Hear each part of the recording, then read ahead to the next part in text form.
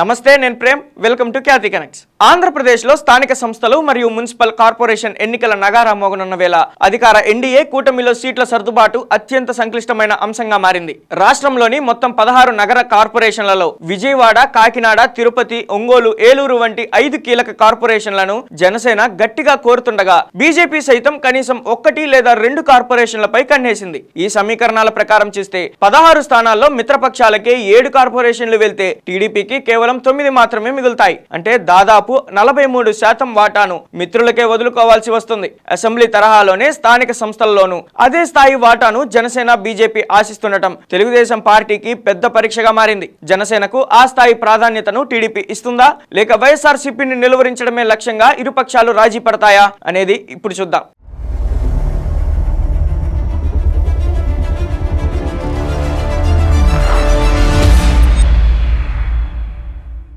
జనసేనకు ఆ స్థాయి ప్రాధాన్యతను టీడీపీ ఇస్తుందా, లేక వైఎస్ఆర్సీపీని నిలువరించడమే లక్ష్యంగా ఇరుపక్షాలు రాజీ పడతాయా అనేది ఇప్పుడు చూద్దాం. ఆంధ్రప్రదేశ్లోని 16 మున్సిపల్ కార్పొరేషన్ల ఎన్నికలు అధికార కూటమిలో సరికొత్త సీట్ల పంచాయతీకి దారితీస్తున్నాయి. స్థానిక సంస్థల సీట్ల పంపకంపై 3 పార్టీల మధ్య కసరత్తు తీవ్ర ఉత్కంఠ రేపుతుంది. జనసేన పార్టీ తమకు బలమున్న విజయవాడ, కాకినాడ, తిరుపతి, ఒంగోలు మరియు ఏలూరు కార్పొరేషన్ల మేయర్ల స్థానాలను గట్టిగా డిమాండ్ చేస్తుంది. అర్బన్ ఓటర్లలో పవన్ కళ్యాణ్ కు ఉన్న ఆదరణే ఇందుకు కారణమని కూడా చెప్తుంది. మరో మిత్రపక్షమైన భారతీయ జనతా పార్టీ సైతం తమకు పట్టున్న 1 లేదా 2 నగరపాలక సంస్థల మేయర్ పీఠాలను దక్కించుకోవాలని పట్టుబడుతుంది. జనసేనకు 5, బీజేపీకి 2 కేటాయిస్తే మొత్తం 16లో 7 స్థానాలు మిత్రపక్షాల ఖాతాల్లోకి వెళ్లి ప్రధాన భాగస్వామి అయిన టీడీపీకి కేవలం 9 కార్పొరేషన్లు మాత్రమే మిగులుతాయి. స్థానిక సంస్థల్లో ఏకంగా 43% స్థానాలను మిత్రపక్షాలకు వదిలేయడం అంటే క్షేత్రస్థాయిలో పార్టీ రాజకీయ భవిష్యత్తును వారికే అప్పగించినట్లవుతుందన్న ఆందోళన టీడీపీ క్యాడర్లో వ్యక్తమవుతుంది. 16 స్థానాల్లో జనసేన 2 తీసుకుంటే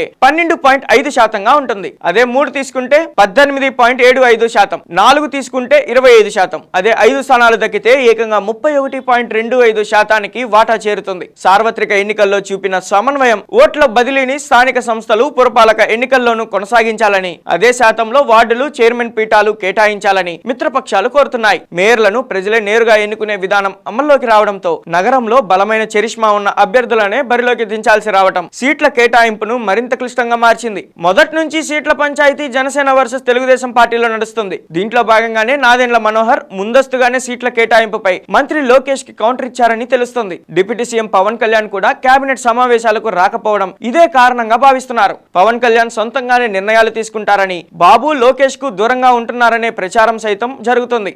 సీట్ల కోసం పట్టుబడితే ఓట్లు చీలి ప్రతిపక్ష వైఎస్ఆర్సీపీ లాభపడుతుందన్న భావనతో అంతిమంగా కూటమి ప్రయోజనాల కోసం పార్టీలు కాంప్రమైజ్ అయ్యి సర్దుకుపోతాయా అన్నది అసలు ప్రశ్న. అటు ఆశావాహుల ఒత్తిళ్లు, ఇటు పొత్తు ధర్మాన్ని సమతుల్యం చేస్తూ అధినేతలు ఎలాంటి ఫార్ములాను ఖరారు చేస్తారనేది ఏపీ రాజకీయాల్లో హాట్ టాపిక్ గా మారింది.